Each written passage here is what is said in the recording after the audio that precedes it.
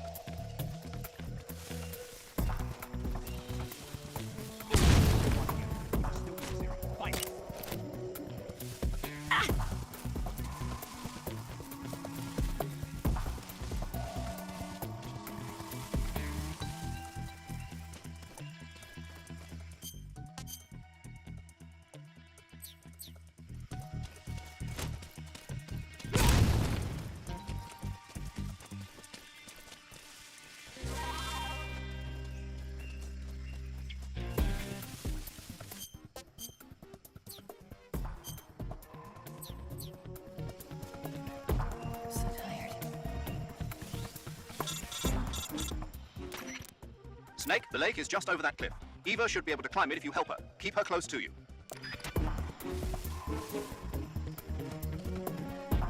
I'm so hungry.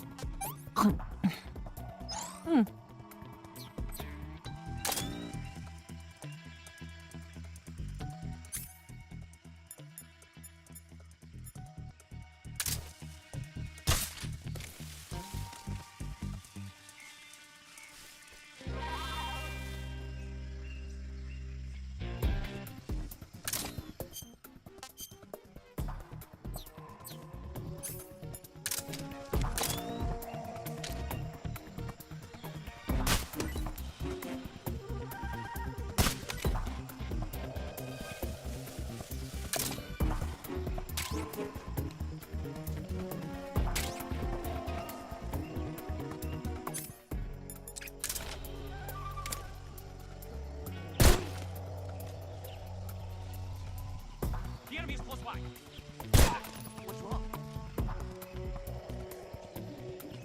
Where'd you go? What's wrong? What's that?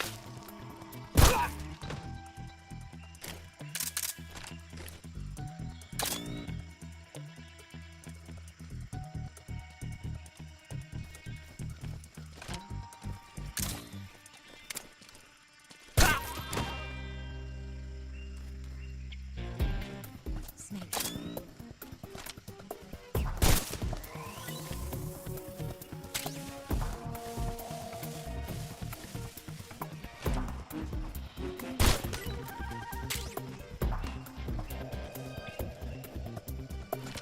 Snake, where are you?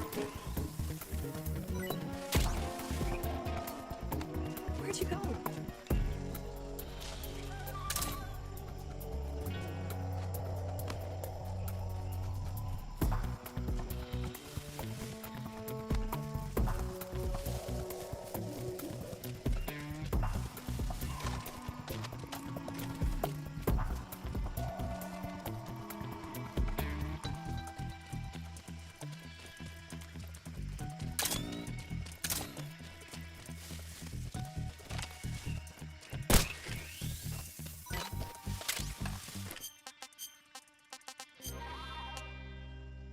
Oh, yuck.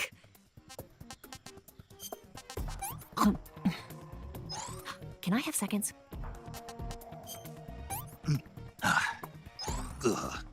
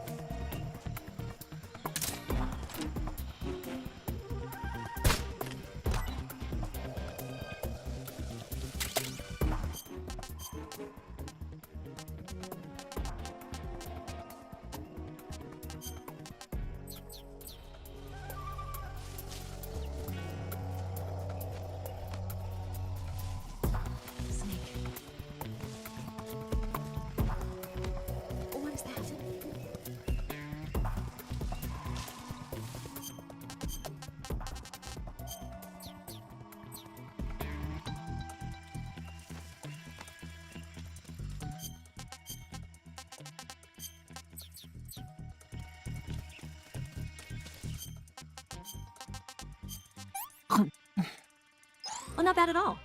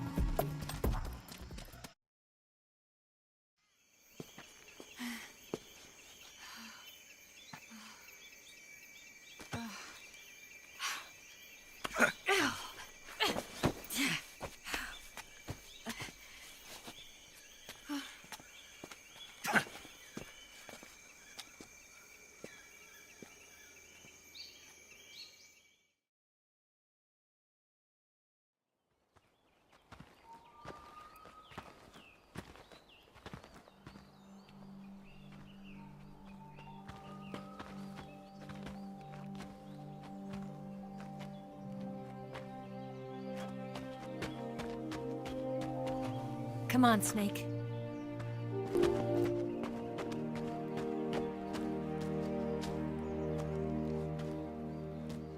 We made it. We made it. Over there.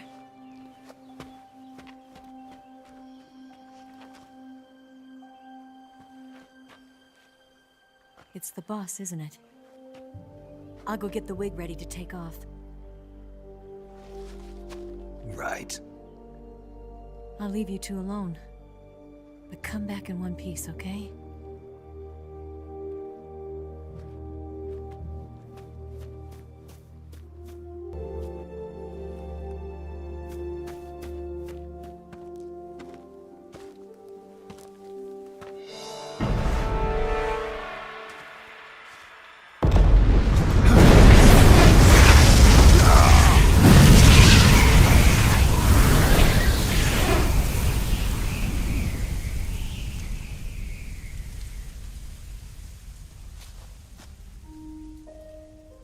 Life's end.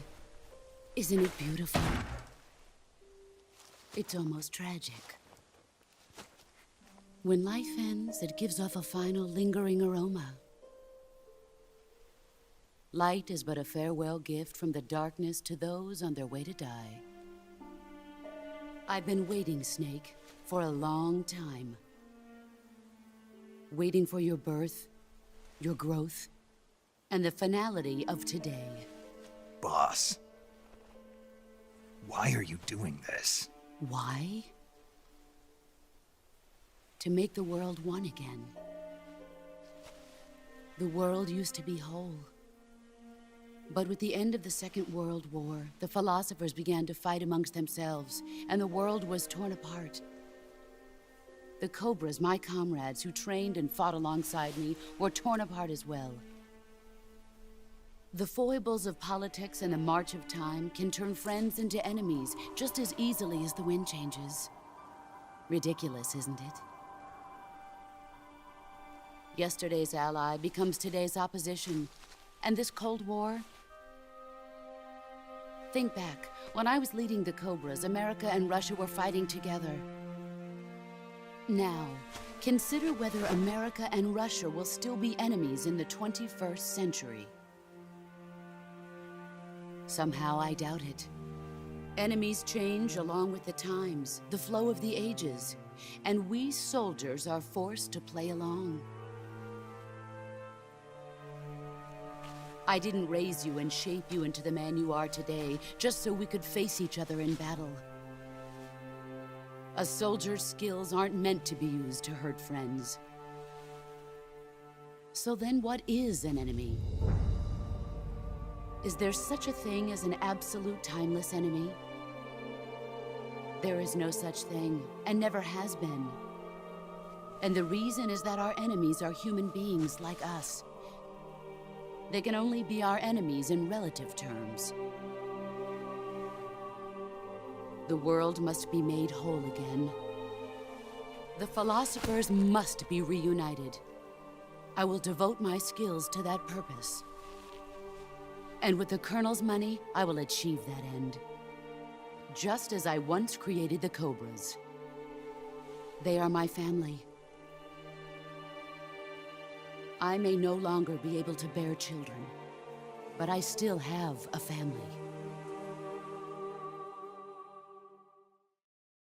It was November 1st, 1951.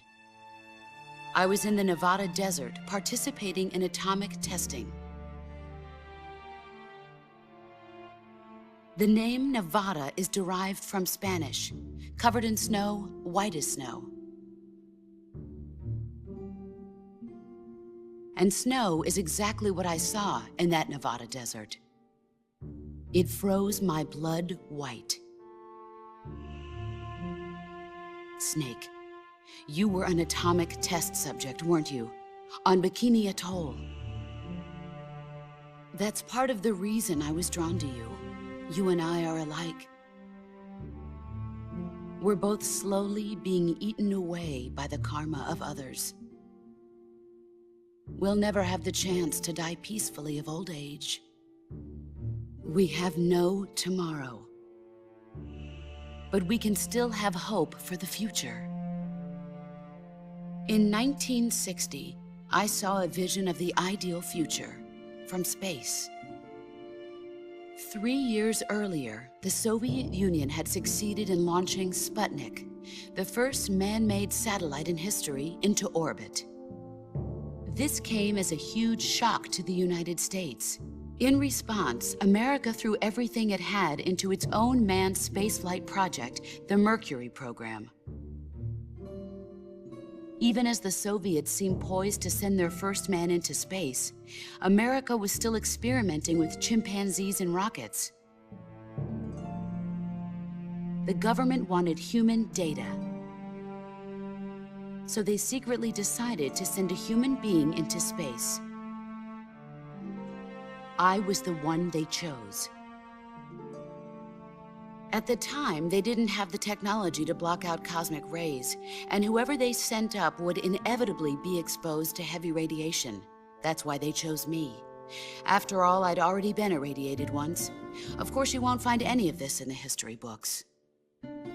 I could see the planet as it appeared from space. That's when it finally hit me. Space exploration is nothing but another game in the power struggle between the US and the USSR. Politics, economics, the arms race, they're all just arenas for meaningless competition. I'm sure you can see that, but the Earth itself has no boundaries.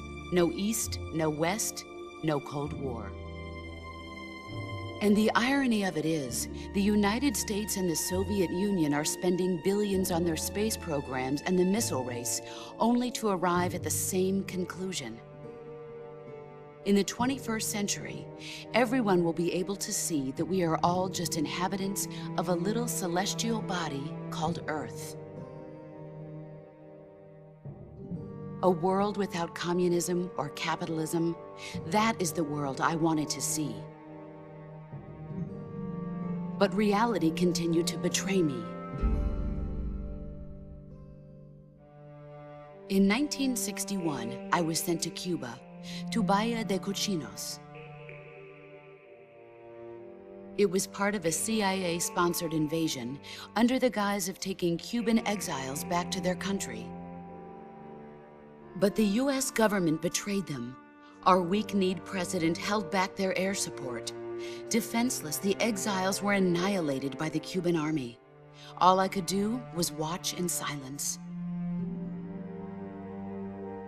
I was set up by the very country I'd sacrificed so much for, by the very government I dedicated my life to defending. I was driven from the surface world, and I went underground. Then, 2 years ago, I faced the sorrow, my old comrade in battle. He was my friend. But one of us had to die. I was left with no choice. The sorrow gave his life for me.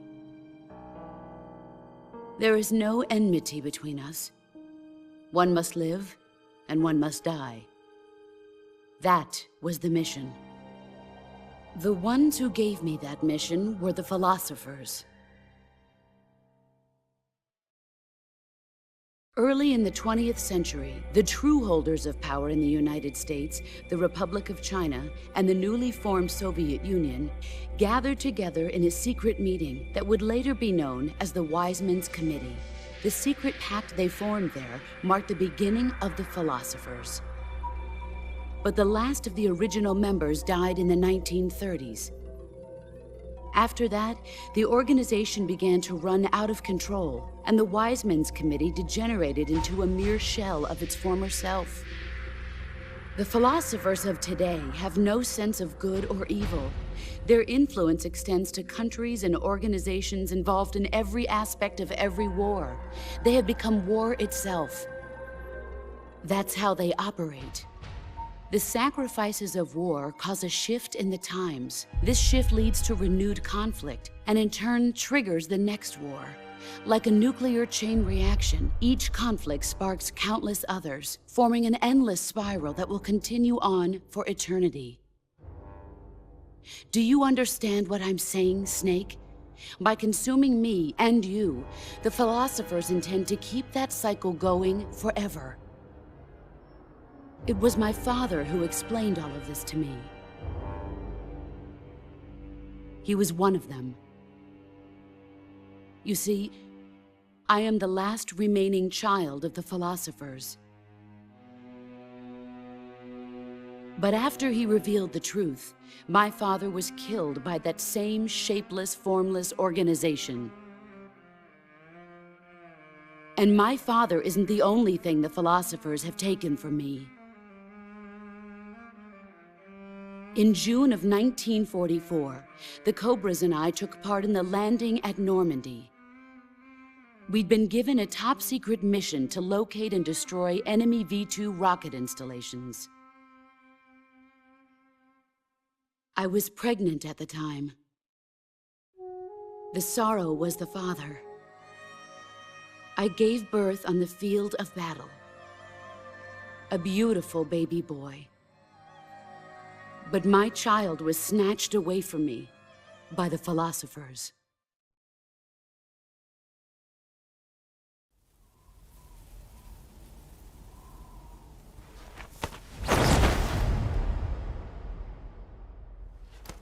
Look at this scar. This is proof that I was once a mother. I gave up my body and my child for my country. There is nothing left inside me now. Nothing at all. No hatred, not even regret. And yet sometimes at night, I can still feel the pain creeping up inside me, slithering through my body like a snake.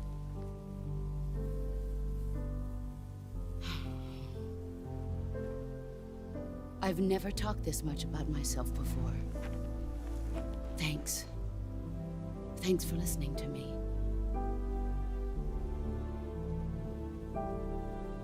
I feel content.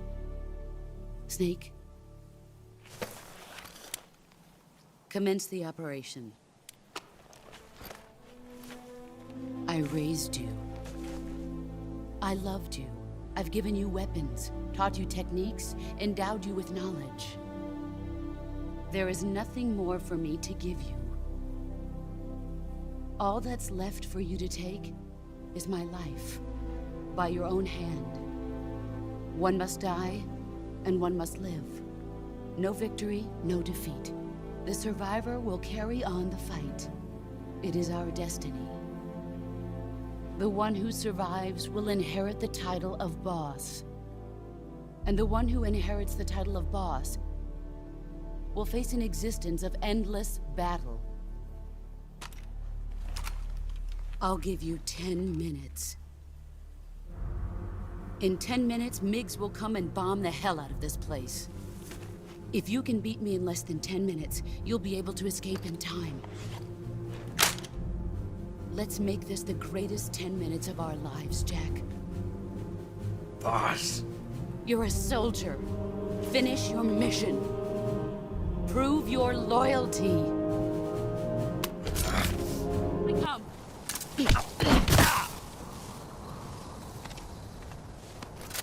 I'm disappointed.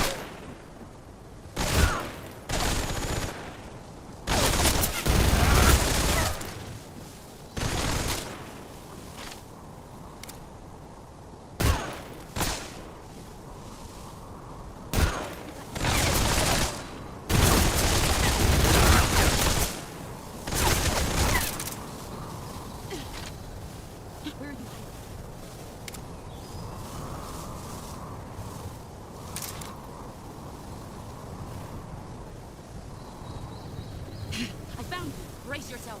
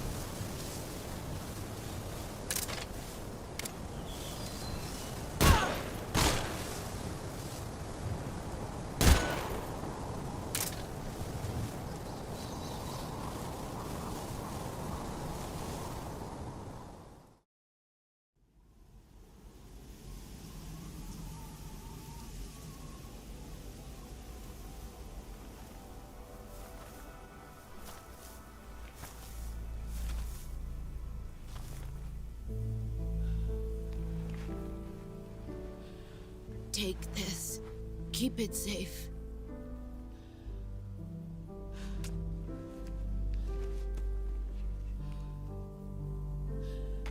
It's our only hope.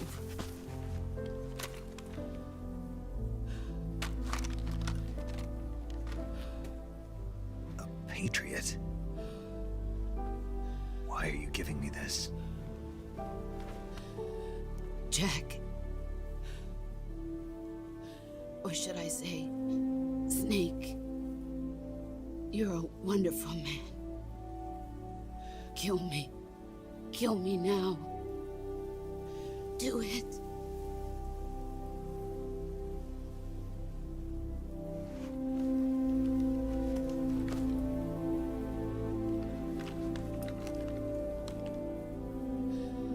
There's only room for one boss and one Snake.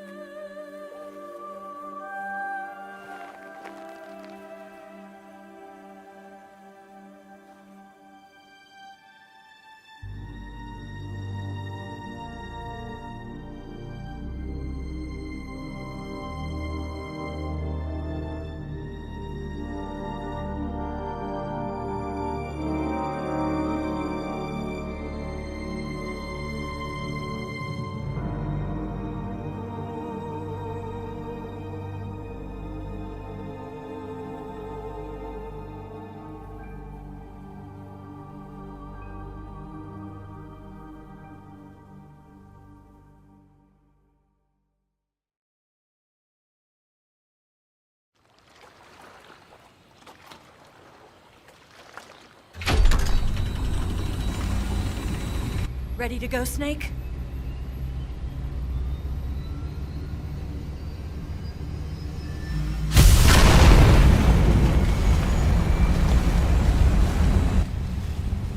Are you okay?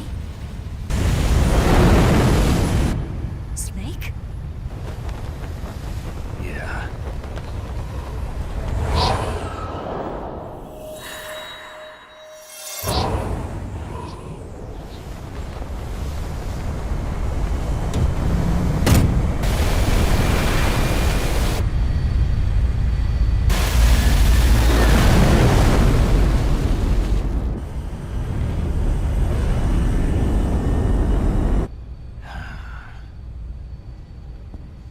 I told you could trust me.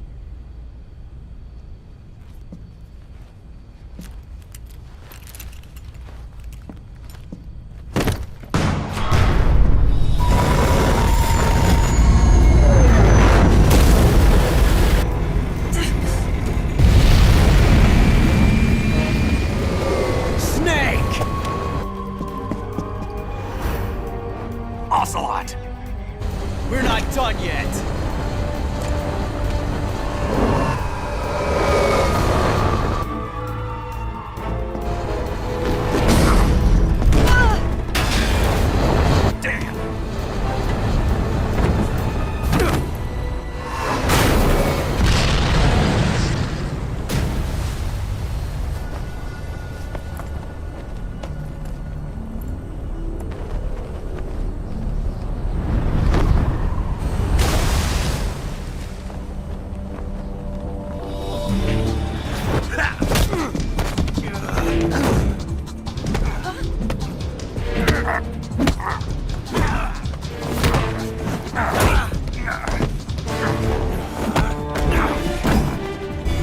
Too heavy!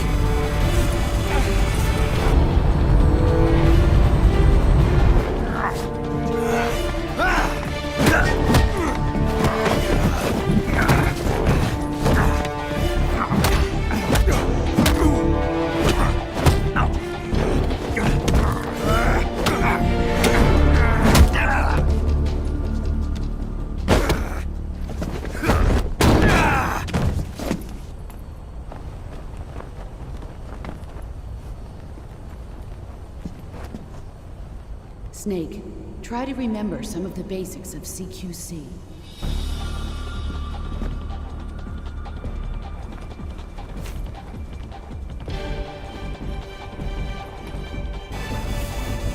Not good!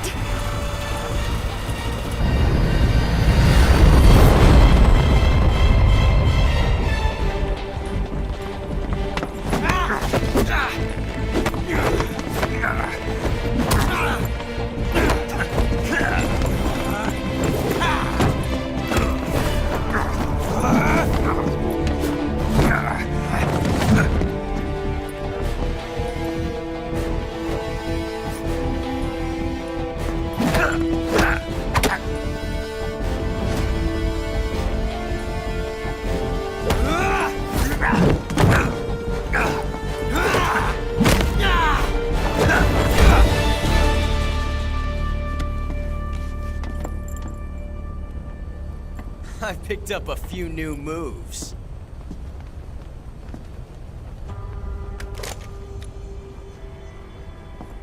Huh.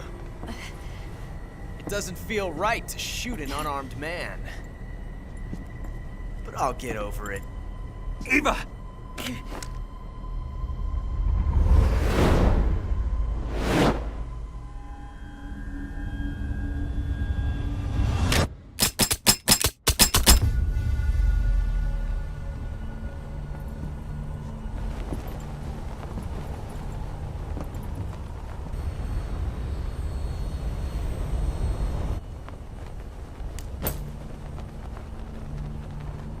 What do you say to one last showdown? Yeah, all right.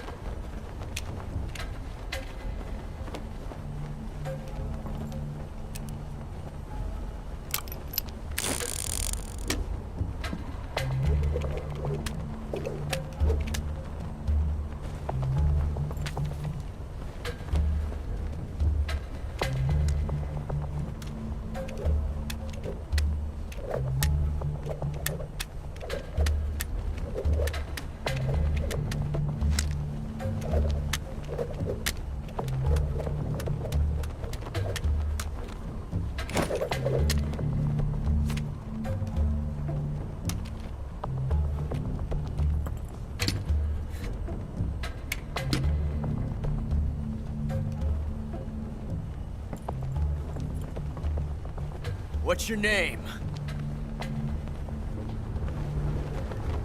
Snake. No. Not that name. You're not a snake, and I'm not an ocelot. We're men with names.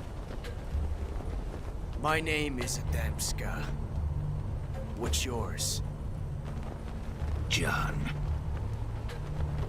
Very well, John. Plain name. But I won't forget it.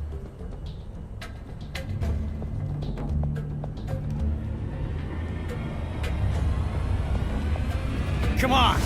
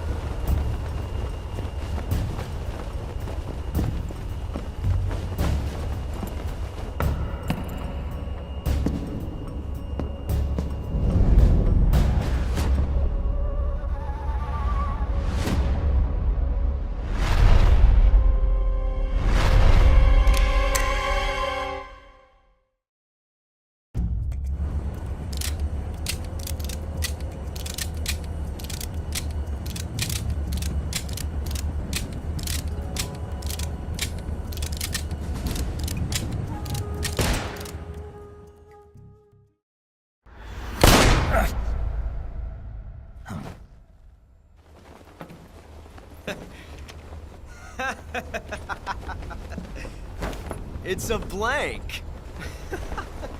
Oh, that was fun.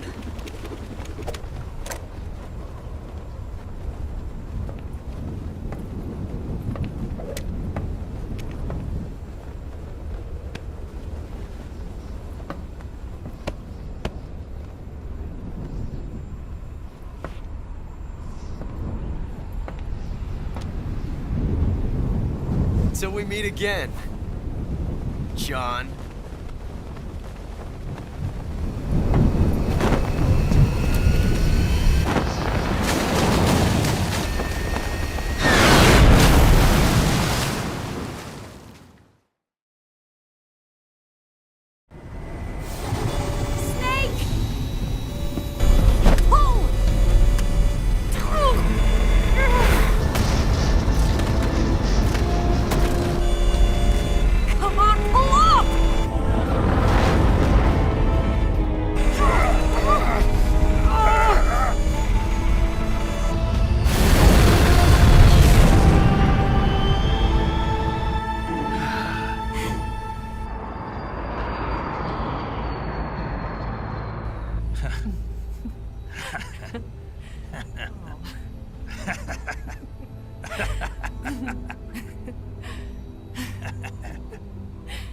We made it. Yeah, we sure did.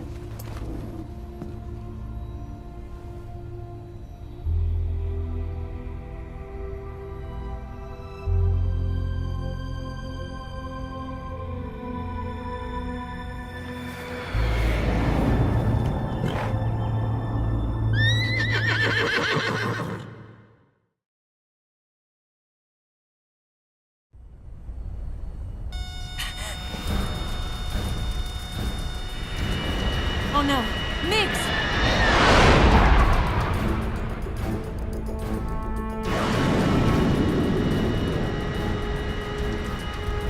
There's no way out! What are we gonna do? We've come too far to let them stop us now. Those things have got to be armed. It's no use. There's no way we can outmaneuver them.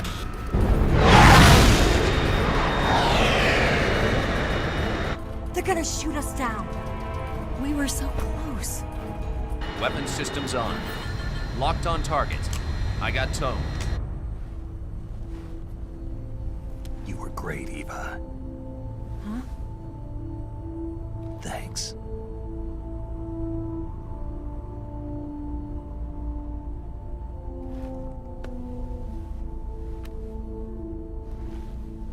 Oak 19, this is Control. Stand by for a direct order from the chairman. Oak 19, return to base immediately. Do you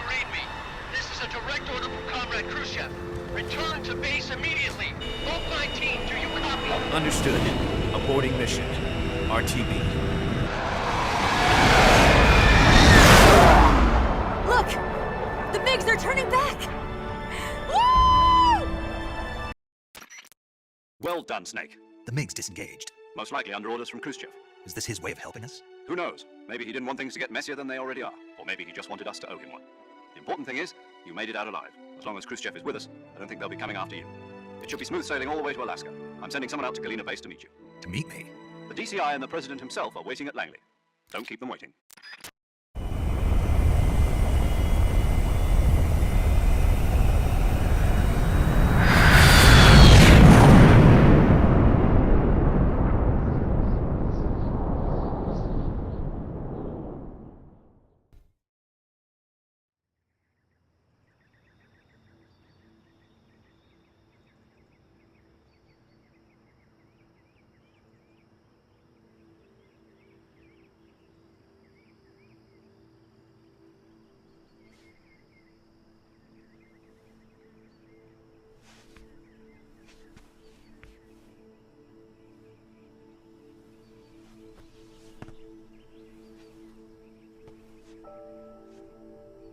Scholars tell us that the first spy in history was the snake in the book of Genesis. In that story, it was Eve who was tempted by the snake in the Garden of Eden. But this time around, it was I who tempted the snake and got away with the forbidden fruit of knowledge. Forgive me, Snake.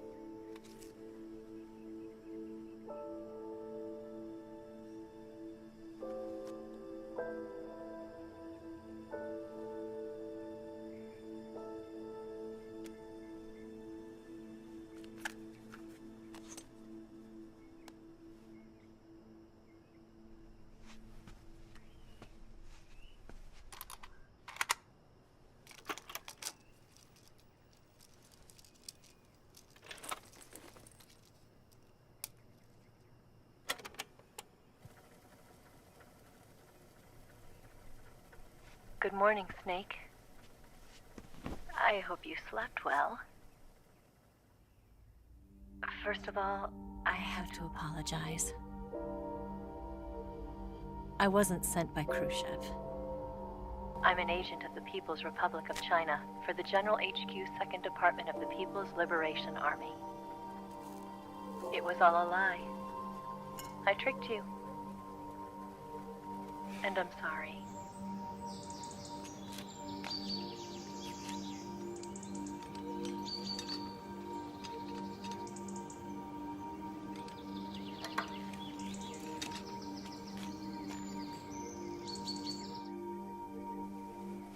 The philosophers still exist in China, too. You see, my mission was to find out where Volgan was hiding the philosopher's legacy and steal it. So I infiltrated his base as a KGB spy. The 2 NSA codebreakers who defected in 1960 were actually both men. The real Adam never showed up at the meeting place, saving me the trouble of having to eliminate him. I sneaked in by pretending I was Eva. And you and Sokolov and Volgan, you all believed me. The philosopher's legacy was originally held in common between the US, Soviet Union, and China. We couldn't let the Russians and the Americans take it all for themselves. The Chinese government had its eye on the legacy too. And also the nuclear missile launch data from the Shagohod. 5 years ago, the Soviet Union stopped supplying us with nuclear weapons technology. Since then, China's Liaodong easing, hydrogen bomb, and space rocket projects have fallen behind. But with this data, our country will be able to develop its own nukes. We'll create a deterrent force to rival those of the US and Soviet Union.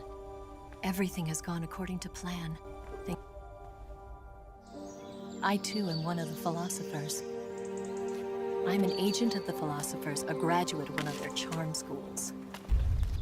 I was raised in a joint US-Soviet-Chinese facility to become a sleeper agent. This was before the war. Back then, they were collecting children from all over the world. As a result, I'm indistinguishable from a native-born American. So it didn't surprise me when you and Volgan couldn't tell the difference. But She knew right from the beginning. She knew because before the war, she was at one of the philosopher's schools too, as an instructor. The boss was the only one I couldn't fool. She was the only one who knew I was a fake. She told me everything. Why did she open her heart to me like that? At the time, I couldn't understand it. But now, I think I do. Snake, she wanted you to know the truth. She chose me to tell you. That's why she saved my life. I've lied to you so many times, but not this time. My orders from the government were to obtain the legacy and to eliminate everyone who knew the truth about what happened. In other words, I'm supposed to kill you.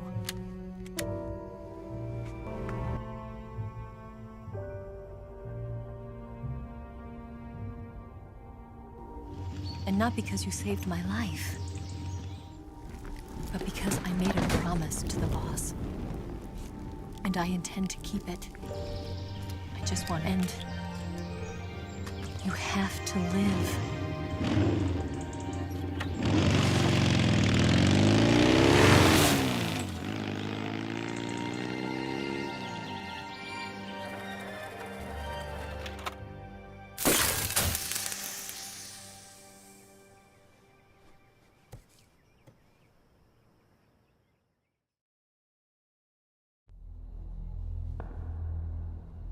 Snake, listen to me. She didn't betray the United States. No, far from it. She was a hero who died for her country. She carried out her mission knowing full well what was going to happen. Self-sacrifice. Because that was her duty.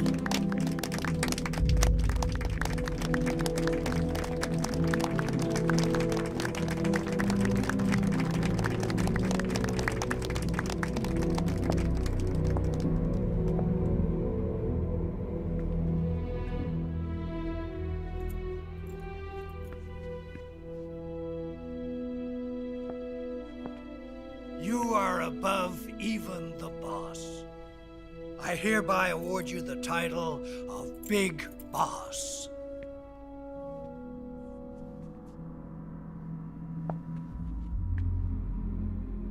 You are a true patriot.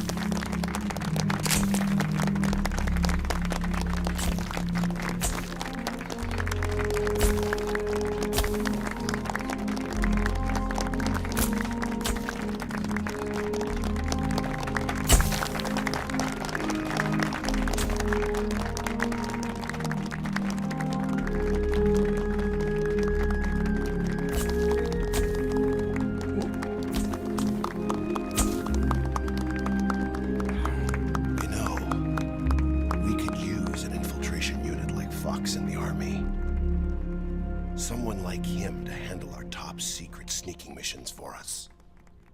A man who combines the qualities of a soldier and an agent. The boss's defection was a ruse set up by the US government. It was all a big drama staged by Washington so they could get their hands on the philosopher's legacy. And the boss was the star of the show. They planned it so that they could get the legacy that Colonel Volgin inherited and destroy the Shagohod at the same time. Only a legendary hero like the boss could have earned Volgin's trust. Finding out where the philosopher's legacy was hidden was to be her greatest mission. Everything was going according to plan. But then something happened that no one could have predicted. Colonel Volgin fired an American-made nuclear warhead at Sokolov's research facility. Khrushchev demanded that the US government provide proof that it wasn't involved. They couldn't just abort the operation to steal the legacy. So the operation itself was greatly expanded and revised. The authorities in Washington knew that in order to prove its innocence, they'd have to get rid of the boss, and that one of their own would have to do the job. The public couldn't be allowed to find out about it. Not ever.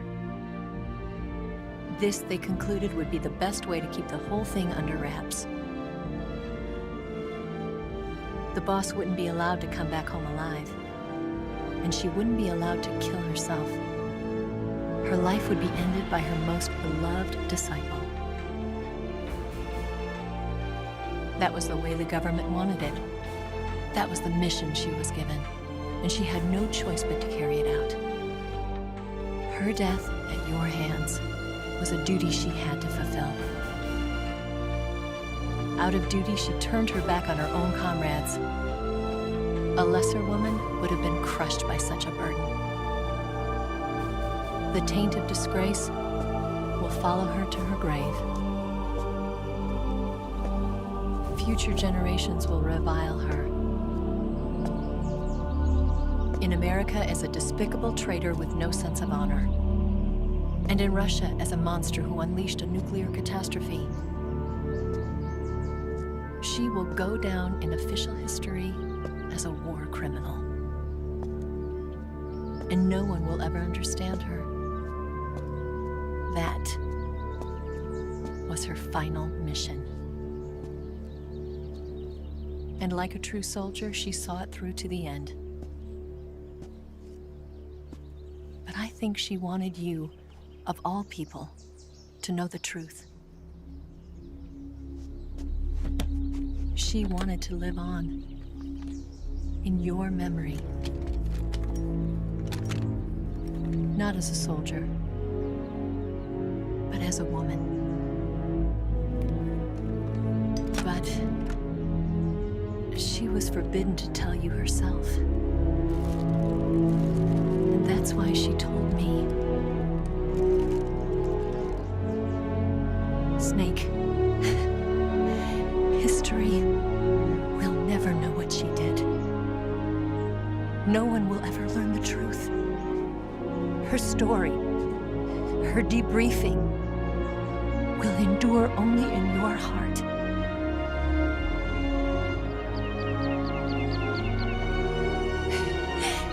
Everything she did for her country. She sacrificed her life and her honor for her native land. She was a real hero. She was a true patriot.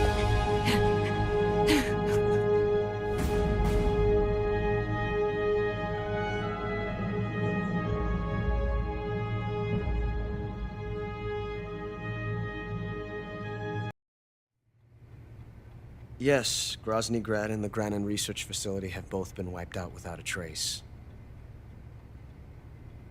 I understand, sir, but they were necessary sacrifices.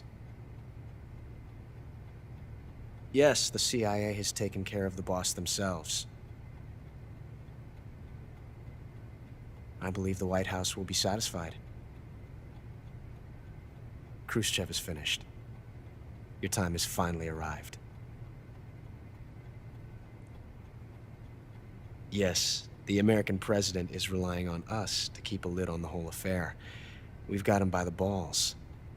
It should make a valuable trump card in future negotiations. Yes, Chief Director, of course. I'll keep the KGB informed.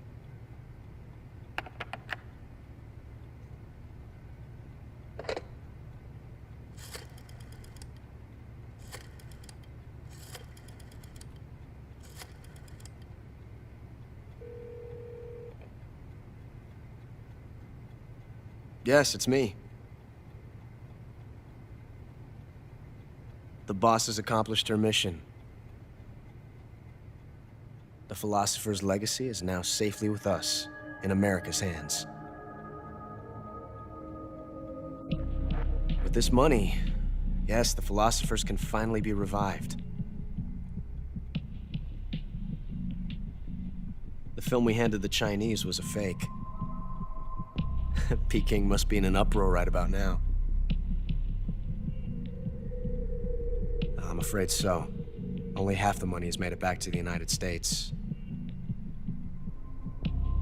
The KGB must still have part of the legacy. Yes, the weapon has been reduced to ashes.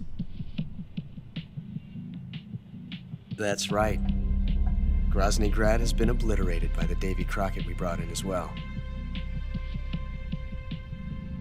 Yes, that was the boss's work too. Speaking of which, I've obtained something from Granin that you might find interesting. It's a revolutionary new nuclear attack system. Perhaps it might just come in handy someday. Yes, we have Snake to thank for that. Khrushchev believed it as well. Yes, they bought our story. I don't think they'll be making a fuss. The secondary alert has been lifted as well. And the Soviets still haven't discovered my true identity. They have no idea that I've been triple-crossing them. I will continue my activities as a contact for the new government. Yes, it appears that no one knew that I was Adam. Of course, I'm always at the CIA's disposal, Mr. Director.